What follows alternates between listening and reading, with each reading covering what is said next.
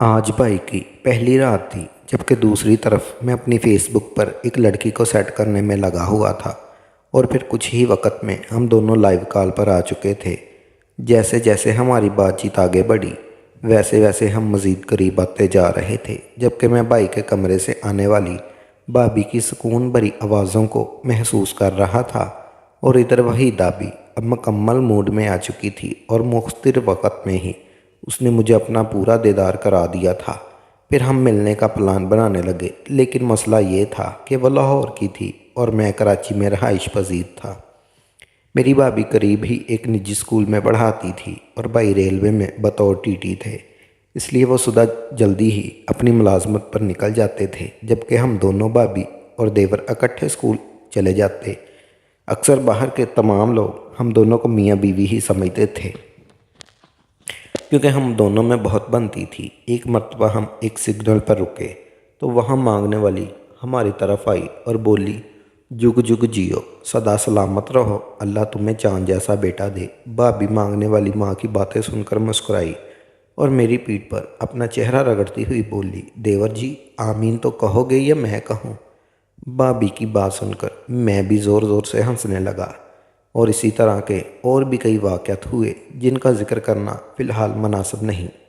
शायद इसी वजह से कुदरत ने हमारा मुस्तकबिल एक साथ लिखा था।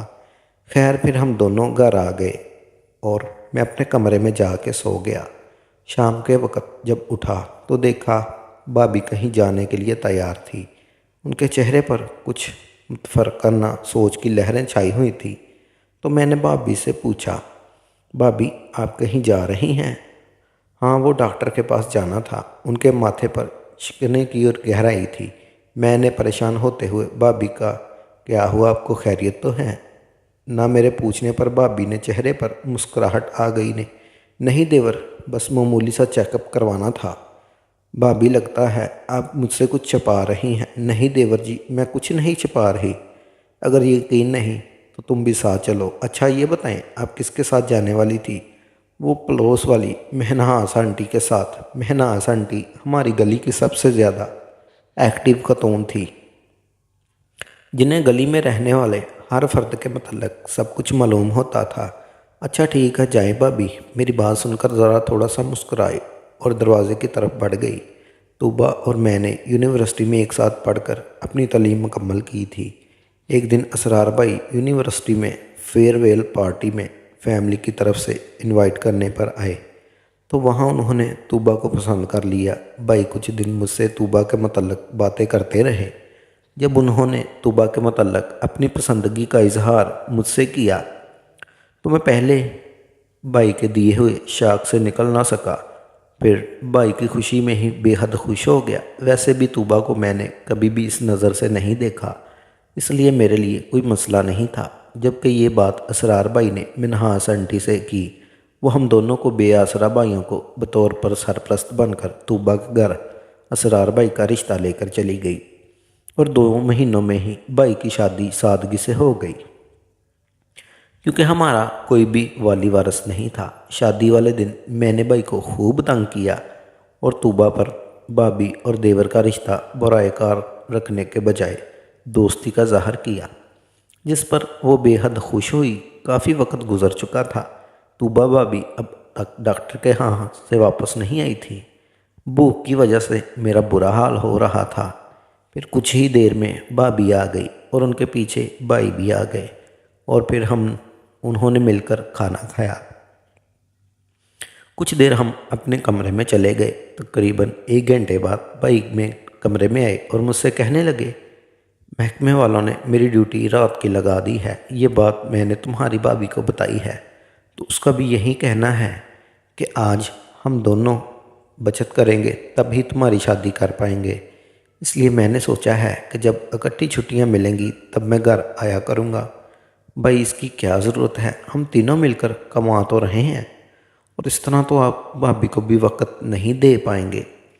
तुम सही कह रहे हो, मगर दिन ब दिन महंगाई होने की वजह से मुझे ऐसा करना पड़ेगा। और ये कहकर भाई खामोश हो गए। सुबह खिलाफ मामूल मुझे भी भाभी जगाने नहीं आई। मैं जब तैयार होकर बाहर आया तो भाभी नाश्ता बना रही थी। میں نے سلام کیا اور بھائی کے بارے میں پوچھا تو بھابھی نے بتایا کہ تمہارے بھائی تو صبح ہی کپڑوں کا بیگ لے کر ڈیوٹی پر روانہ ہو چکے ہیں۔ اسکول جاتے ہوئے بھابھی بولی، واپسی پر ہم مما کی طرف چلیں گے، مما سے کچھ بات کرنی ہے۔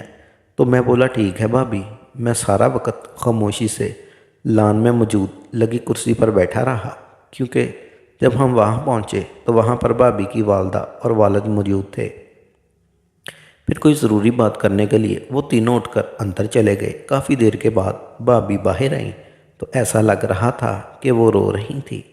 واپسی پر سفر خاموشی سے کٹا۔ گھر پہنچتے ہی بھابھی نے کمرے میں جا کر فوراً ہی کمرے کو لاک کر لیا۔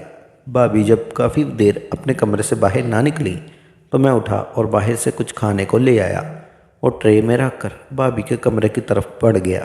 جیسے ہی میں نے دروازے کا ہینڈل گھمایا، دروازہ کھلتا چلا گیا اور وہ بیڈ پر بیٹھی فون پر کسی سے کہہ رہی تھی۔ میں جانتی ہوں مجھے کچھ کرنا ہی ہوگا۔ میں دیکھ کر آستگی سے بولا، میں بعد میں بات کرتی ہوں، اور یہ کہہ کر فون کاٹ دیا۔ میں نے کھانا ٹیبل پر رکھا اور واپس پانی لینے کے لیے چلا گیا۔ تب تک منہ ہاتھ دھو کر آ گئی اور بولی، مجھے آواز دے لیتے یاسر۔ نہیں بھابھی، میں نے آپ کو تنگ کرنا مناسب نہیں سمجھا۔ یہ کہہ کر میں صوفے پر بیٹھ گیا۔ تبھی بھابھی کرسی پر بیٹھنے کے بجائے میرے ساتھ ہی صوفے پر بیٹھ گئی۔ میں نے محسوس کیا کہ وہ میرے ساتھ کافی لگ کر بیٹھی ہیں۔ حالانکہ صوفے پر 3 افراد بآسانی بیٹھ سکتے تھے، مطلب ہمارے درمیان فاصلہ ہو سکتا تھا، لیکن فاصلہ رکھنے کی بجائے فاصلہ بھابھی نے ختم کر دیا۔ کچھ دیر ہم دونوں خاموشی ہی رہے، پھر مجھ سے رہا نہیں گیا تو میں بولا، بھابھی میں نہیں جانتا کہ آپ کی لائف میں کیا چل رہا ہے۔ کبھی آپ ڈاکٹر کے پاس چلی جاتی ہو، پھر اپنی مما کے گھر جاتی ہو تو واپسی پر روئی ہوئی نظر آتی ہو۔ بھابھی میری شادی کی وجہ سے اوور ٹائم کرنے لگے ہیں، حالانکہ بیویوں کو تو اوور ٹائم سے الرجی ہوتی ہے، جبکہ آپ نے بھائی کے فیصلے پر تنقید کرنے کی بجائے ان کے فیصلے کی حمایت کی۔ دیکھو بھابھی، آپ پہلے میری اچھی دوست ہیں، بعد میں بھابھی آپ اپنے دل کی ہر بات مجھ سے بلا جھجک کہہ سکتی ہیں۔ بھابھی کچھ دیر خاموشی سے کھانا کھاتی رہی، پھر جب میں بولا، بہت مجبور ہوں یاسر بھابھی، یہ کہہ کر میرے کندھے پر سر رکھ کر پھوٹ پھوٹ کر رونے لگی اور بولی، وقت آنے پر سب کچھ بتا دوں گی، اور برتن اٹھا کر کچن کی طرف چل دی۔ ان کی بات سن کر لگا کہ بھابھی مجھے بتانا نہیں چاہتی، اس لیے میں اپنے کمرے کی طرف بڑھ گیا۔ اگلے دن بھابھی نے چھٹی کر لی، جبکہ میں اسکول چلا گیا۔ دن کو واپس گھر آنے کے بجائے میں اپنے دوست کے پاس بیٹھا رہا۔ وہ بھی میری متفکر اور گہری سوچوں میں گم دیکھ کر بار بار مجھ سے پریشانی پوچھتا رہا، لیکن میں اسے کیا بتاتا کہ پریشانی کیا ہے، کیونکہ مجھے خود معلوم نہیں تھا۔ گھر آیا تو بھابھی نے کھانے کا پوچھا تو میں نے انکار کر دیا۔ طبیعت بوجھل ہونے کی وجہ سے میں خاموشی سے اپنے کمرے میں جا کر لیٹ گیا۔ نہ جانے رات کے کس پہر مجھے محسوس ہوا کسی نے مجھ کو چادر اڑائی ہے۔ جب صبح آنکھ کھلی تو مجھ پر چادر موجود تھی۔ میں تھوڑا سا حیران ہوا، پھر سوچا کہ بھابھی کمرے میں آئی ہوں گی، مجھے بغیر چادر کے سوتا دیکھ کر چادر اوڑھ دی ہوگی۔ خیر، صبح حسب معمول ہم دونوں اسکول کی طرف چل دیے۔ دوسرے دن صبح بھابھی جگا رہی تھی تو اس وقت میں نیند میں اپنے مرغے کو ہاتھ سے پکڑے ہوئے تھا۔ جب بھابھی کو اندازہ ہو گیا کہ میں ایسے جاگنے والا نہیں ہوں، تب انہوں نے مجھے بازوؤں سے پکڑ کر سیدھا کر دیا، جس کی وجہ سے میری آنکھ کھل کر، مگر جب میری نظر مرغے پر پڑی تو گردن اٹھائے کھڑا تھا تو میں ایک دم شرمندہ سا ہو گیا اور بھابھی مسکراتی ہوئی کمرے سے باہر نکل گئی۔ میں کچھ دیر خاموش بیٹھا رہا اور سوچ رہا تھا کہ بھابھی کیا سوچ رہی ہوں گی۔ شام کے وقت میں ٹی وی دیکھ رہا تھا، تب بھابھی مجھ سے بولی، میں آنٹی سے مل کر آتی ہوں۔ تو میں نے کہا اچھا۔ پھر کچھ دیر کے بعد وہ آئیں، ان کے ہاتھ میں ایک فائل تھی جس کو لے کر میں اپنے کمرے میں چلی گئی۔ کافی وقت گزر گیا تو میں اٹھا اور بھابھی کے کمرے کی طرف گیا تو بھابھی کے رونے کی آوازیں سنائی دے رہی تھی۔ میں نے کمرے میں جھانکا تو بھابھی بیڈ پر بیٹھی اپنا چہرہ ہاتھوں میں چھپائے رو رہی تھی۔ میں فوراً بھابھی کے پاس بڑھا اور ان سے رونے کی وجہ دریافت کی، مگر وہ کچھ نہ بولی اور وہ فائل میرے آگے کر دی۔ پھر جب میں نے وہ فائل کھولی تو میرے اوسان ہی خطا ہو گئے، کیونکہ وہ فائل بھائی کے متعلق تھی اور اس میں بھائی کی مردانہ کمزوری انکشاف تھا۔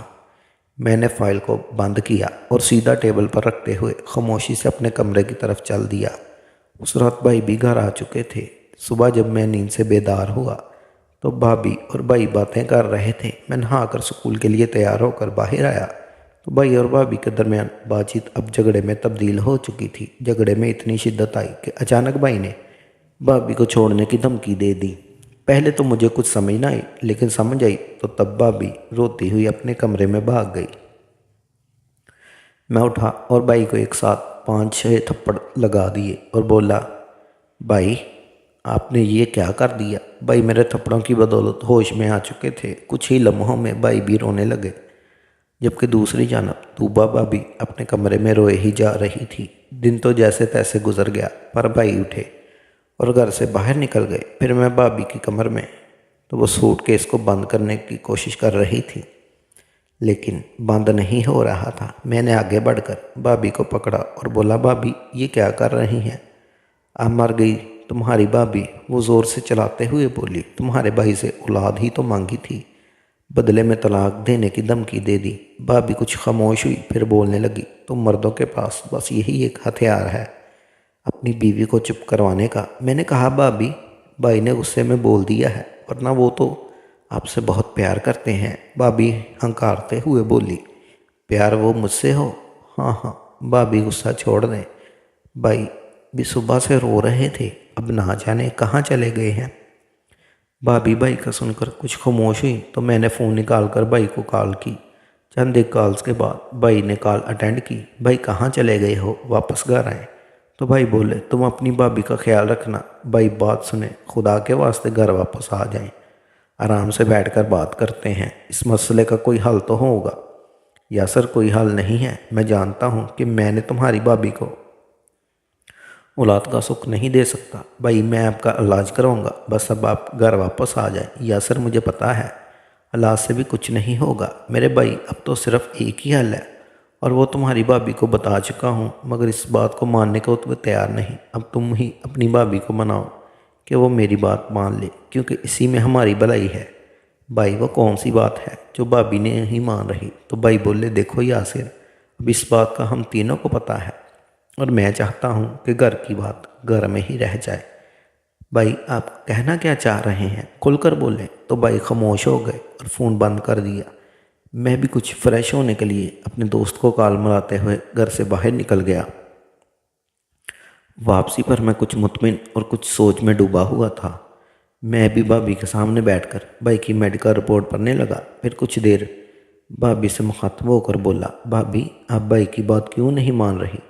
وہ کہہ رہے تھے کہ اگر تمہاری بھابھی نے میری بات مان لی تو سب ٹھیک ہو جائے گا۔ تو میری ایک طرف عجیب سی نظروں سے دیکھ کر بولی، یاسر تم جانتے ہو تمہارا بھائی کیا چاہتا ہے؟ نہیں بھابھی میں نہیں جانتا۔ یاسر تمہارا بھائی چاہتا ہے کہ میں تمہارے ساتھ، اتنا کہہ کر وہ خاموش ہو گئی اور اٹھ کر کچن میں چلی گئی۔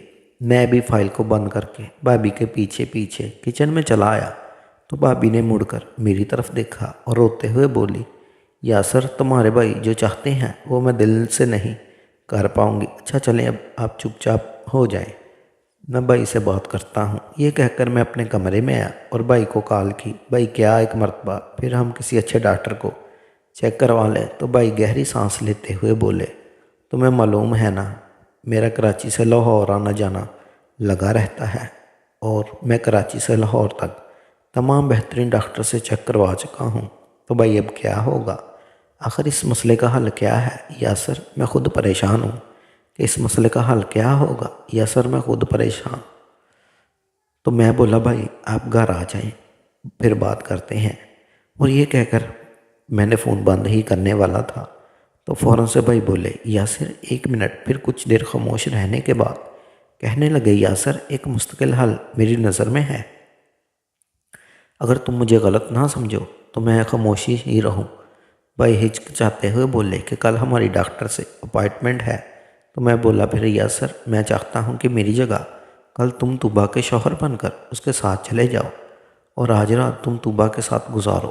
یاسر اب صرف تم ہی ہمارے گھر کے ٹوٹنے سے بچا سکتے ہو۔ میں نے بھائی کی مزید بات نہ سنی اور غصے کی حالت میں کال بند کر دی۔ اس کے بعد بھائی کی چند ایک مرتبہ کال آئی، لیکن میں نے ریسیو نہ کی۔ پھر بھائی کے میسیج آتے رہے جن میں وہ سمجھاتے رہے، لیکن میں خاموشی سے بیٹھا رہا۔ پھر اٹھا اور واش روم میں جا کر شاور کے نیچے کھڑا ہو گیا اور آنکھیں بند کیے بس بھائی کی باتیں سوچتا رہا۔ پھر آہستہ آہستہ نہ جانے کیوں میری بند آنکھوں کے سامنے بھابھی کا اندیکھا تصور آنے لگا اور میرے ذہن میں مختلف واقعات فلم بن کر چلنے لگے۔ اب میرے دل میں بھابھی کے لیے کچھ اور ہی تاثرات پیدا ہونے لگے تھے۔ میں ان کے بارے میں کچھ اور ہی سوچنے لگا تھا۔ خیر پھر جب واش روم سے باہر نکلا تو سیدھا بھابھی کے روم میں چلا گیا اور ان کے سامنے کرسی پر بیٹھ گیا۔ بھابھی افسردہ حالت میں سر کو جھکائے کچھ سوچ رہی تھی۔ میری آمد پر انہوں نے سر کو اٹھایا اور مجھے دیکھنے لگی۔ کچھ دیر تک ہم ایک دوسرے کو دیکھتے رہے مگر مجھے ایسا لگ رہا تھا کہ بھابھی مجھ سے کچھ کہنا چاہتی ہیں کیونکہ وہ میری طرف عجیب سی نظروں سے دیکھ رہی تھی۔ تو میں اٹھ کر ان کے قریب جا کر بیٹھ گیا اور بولا بھابھی مجھے پتہ چل گیا ہے کہ بھائی آپ کو کیا کرنے کو کہہ رہے ہیں، کیونکہ بھائی نے مجھے رات سب کچھ بتا دیا ہے مگر میں نے ان کی یہ بات سن کر غصے میں فون بند کر دیا تھا۔ تو وہ اس بارے میں مجھے میسیج کرتے رہے اور ہر میسیج میں بھائی نے میرے اور آپ کے متعلق ہی لکھا ہے۔ بھابھی بس مجھے دیکھتی ہی رہی اور کچھ نہ بولی۔ پھر وہ تمام میسیج میں نے بھابھی کے موبائل پر سینڈ کر دیے اور اٹھ کر اپنے کمرے میں آ گیا۔ ابھی تقریباً 1 گھنٹہ ہی گزرا تھا کہ میرے کمرے کے دروازے پر دستک ہوئی۔ میں نے اٹھ کر دروازہ کھولا تو سامنے بھابھی کھڑی تھی۔ تو میں نے ان کو اندر آنے کا بولا تو وہ اندر آ گئی۔ وہ میرے ساتھ لگ کر بیڈ پر بیٹھ گئی اور کہنے لگی یاسر، میں نے کبھی نہیں سوچا تھا کہ مجھے اپنی زندگی میں یہ دن بھی دیکھنا پڑے گا۔ اگر ہم میاں بیوی پر میرے گھر والوں کا دباؤ نہ ہوتا تو میں آج اس وقت تمہارے کمرے میں نہ ہوتی، کیونکہ میرے گھر والوں نے صاف لفظوں میں مجھے کہہ دیا تھا کہ اگر میں نے 2 مہینوں میں ان کو بچے کی خوشخبری نہ سنا تو وہ تمہارے بھائی سے مجھے ڈیورس دلوا دیں گے اور تمہارے بھائی سے الگ نہیں ہونا چاہتی۔ یہی وجہ ہے کہ میں آج تمہارے ساتھ تمہارے پہلو میں آ بیٹھی ہوں۔ پھر انہوں نے خود کو اٹھ کر لائٹ بند کی اور صبح تک ہم دونوں ادھر بھائی بھی جانتے تھے کہ وہ پاپ صرف میری وجہ سے بن سکتے ہیں، اور اس طرح ان دونوں نے اتنی بڑی قربانی دے کر اپنے گھر کو ٹوٹنے سے بچا لیا۔